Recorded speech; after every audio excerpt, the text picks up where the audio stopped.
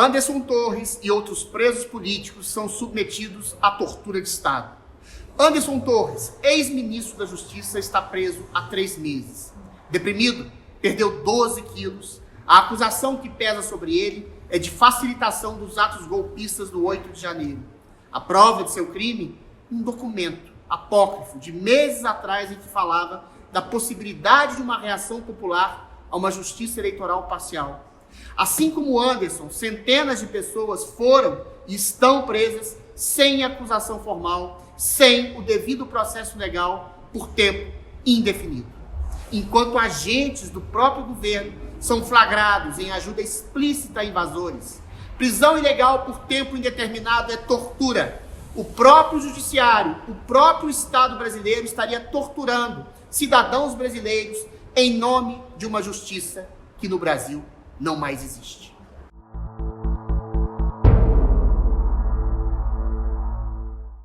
O ministro da Justiça recebe pessoas e documentos de todo tipo.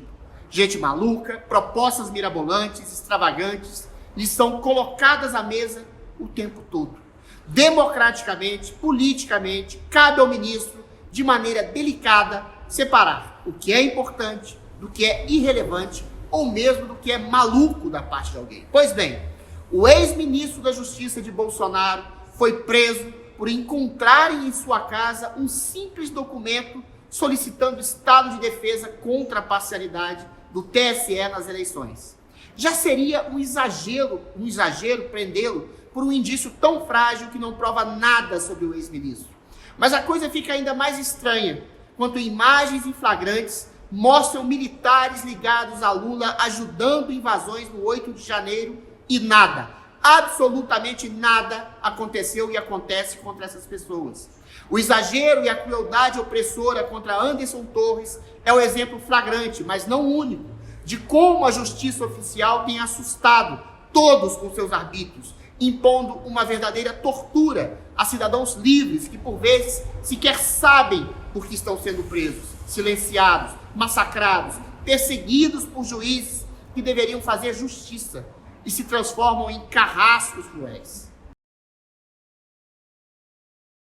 A depressão, a tragédia, o sofrimento de Torres é o sofrimento de centenas de pessoas desesperadas por um mínimo de justiça que desapareceu de todo de nossas instituições. O sofrimento e a angústia de Torres, que é famoso, mas não é único. Centenas de pessoas anônimas e conhecidas hoje passam pela mesma tragédia do ex-ministro. Poucos falam, poucos lembram desses presos políticos que vivem a tortura de uma justiça invisível no Brasil. Todos se lembram da maneira como foram feitas as invasões do 8 de janeiro. 1.400 pessoas, entre elas mulheres, crianças, idosos, até um cachorro, muitas dessas pessoas que sequer estiveram nas invasões foram presas ao acaso em frente a quartéis.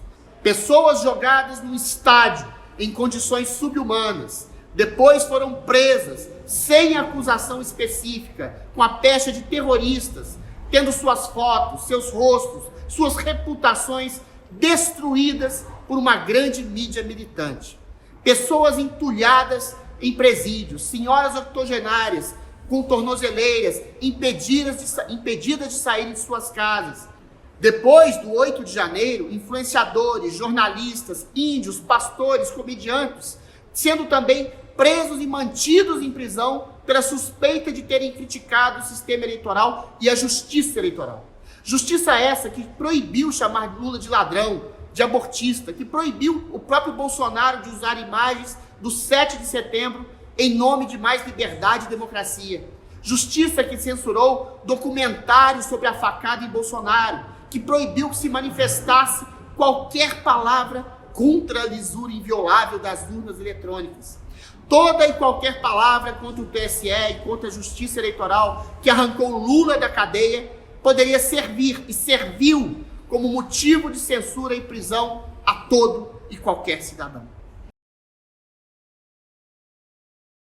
A depressão, a tristeza, o desespero de Anderson Torres e de tantos outros presos políticos não estão sozinhos. Diante de um Estado que pune, prende, destrói, sem qualquer critério objetivo de manutenção do devido processo legal, provoca medo e terror em qualquer pessoa. Ninguém normal ou consciente endossa as invasões arbitrárias do 8 de janeiro, mas ninguém normal endossa a condução injusta da justiça aos acusados das invasões do 8 de janeiro. Aquelas pessoas foram mesmo levadas àquele ato desesperado por fake news. A justiça eleitoral foi justa de fato, deixando solto um condenado por corrupção sair da cadeia e voltar à presidência da República. Foi justa a justiça eleitoral na condução do pleito eleitoral que deu 10 vezes mais direito de resposta, que proibiu 10 vezes mais inserções e manifestações e ideias de Bolsonaro do que do candidato ladrão? Você, telespectador, acha mesmo que estamos num país justo, com uma justiça oficial justa, que deixa preso por 3 meses um homem deprimido, desesperado, debilitado, sem o devido processo legal? Você, telespectador, acha justo ser governado por hoje condenado por corrupção comprovada, enquanto pessoas estão na masmorra por terem cometido opiniões de se mostrarem indignadas? O Brasil nunca foi um país justo, mas nunca houve a conspurcação da injustiça como agora na história de nossa nação. Nunca houve um projeto de censura oficial dentro da própria democracia brasileira, como esse, por exemplo, infame projeto da lei das fake news, que visa eliminar toda voz dissonante ao governo petista e da justiça oficial. Nunca houve uma imprensa oficial que endossasse a censura e a perseguição por ideopatia, ou por adesismo ao petismo, ou por, quem sabe, dinheiro.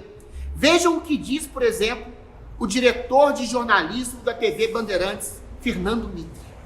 O projeto das fake news apresentado às lideranças da Câmara e já com a urgência aprovada, deve ser discutido e votado na próxima semana, depois de 3 anos andando por lá. O estrago que as fake news vêm fazendo no país é o grande argumento a favor do projeto. Basta ver os atos criminosos de 8 de janeiro e a violência nas escolas, entre tantos absurdos. Vamos acompanhar ainda como serão a discussão e eventuais mexidas no texto. Um dos pontos fundamentais é responsabilizar as plataformas digitais pelo que divulgam. É o óbvio. Como é óbvia a ideia de que, se um conteúdo é criminoso fora da internet, tem que ser criminoso dentro dela também. Isso não tem nada a ver com censura. Dizer que isso é censura é fake news. O discurso infame desse senhor reflete o discurso oficial do governo e da justiça brasileira.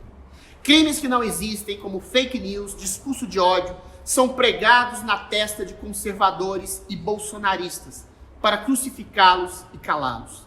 Pessoas indignadas com a eleição de um ladrão ou com a injustiça da justiça oficial são comparadas com um monstro assassino de crianças ou com terroristas. Essa prática de desumanização do adversário político foi largamente utilizada pelo nazismo.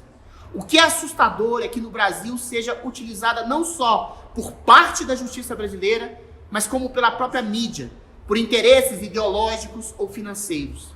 Não é só Anderson Torres que está preso num calabouço de desespero e tortura. Todo brasileiro de bem hoje se encontra preso e desesperado por uma prisão ideológica que confina a todos numa perseguição política, ideológica, nunca antes vista no país. Tenha medo, tenha muito medo, mas haja antes que o medo o aprisione para sempre. Não se esqueça, para se libertar desse calabouço ideológico, assine Gazeta do Povo. Você tem acesso a todos os conteúdos do jornal por apenas R$1 por mês nos primeiros 3 meses. Confira e nos ajude. Ódio do bem. Você sabe o que é isso? Aquela pessoa que deseja o mal do outro só porque acha que tem uma opinião superior. A Gazeta do Povo é alvo da turma do ódio do bem. Eles esperam a gente falir, fechar as portas para comemorar. E falam isso abertamente. Sabem que não é fácil sustentar um jornal profissional com 80 jornalistas e mais de 40 colunistas. Com gente muito boa dando duro o dia todo para produzir conteúdo. Vamos ser sinceros. Estamos ainda no vermelho e precisamos de mais assinantes para continuar. Eles querem que a Gazeta feche. E você? Assine agora